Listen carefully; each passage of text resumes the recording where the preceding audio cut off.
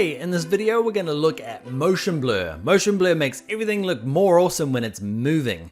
Okay, see the top one, motion blur, bottom one, boring, no motion blur. Let's go and learn how to do that in After Effects.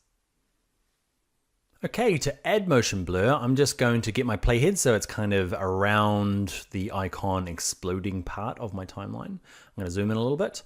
Okay, move along. I want to get in close enough. There we go. I'm going to play it.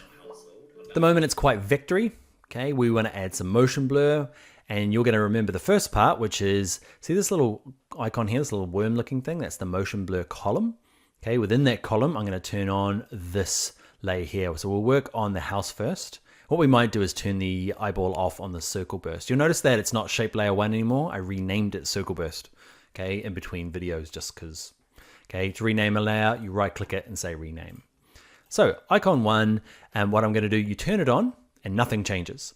Okay, what you need to do is turn on the master switch, which is this one. So what you can do is you have the master switch turned on, and then you can decide each layer that you would like have motion blur, which ones you don't. Just remember to turn them both on.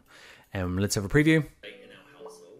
Okay, and I guess it's a little hard to see, but when I slow it down, going slowly, can you see it's blurring when it's moving fast, like it would do when you're videoing it with a regular camera. It adds a bit of life to it. So I turn it off, sharp. That, blurry. That's one of the big differences between using something like this to do your animation and Adobe Animate. Adobe Animate doesn't allow you to do blur very well. Okay, this more motion blur is a really nice way to add life to icons. So that's good for that one. Let's turn it off and turn the eyeball on for the starburst, and do the same thing. Turn the blur on, give it a preview, and just give it a look. Just looks good while it's moving fast, being blurry.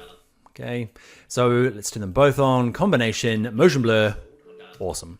So pretty much anytime I animate anything, I make sure I turn the master switch on and then turn on the specific layers. And that, my friends, is motion blur. The first of our animation tips. Let's go and look at some more.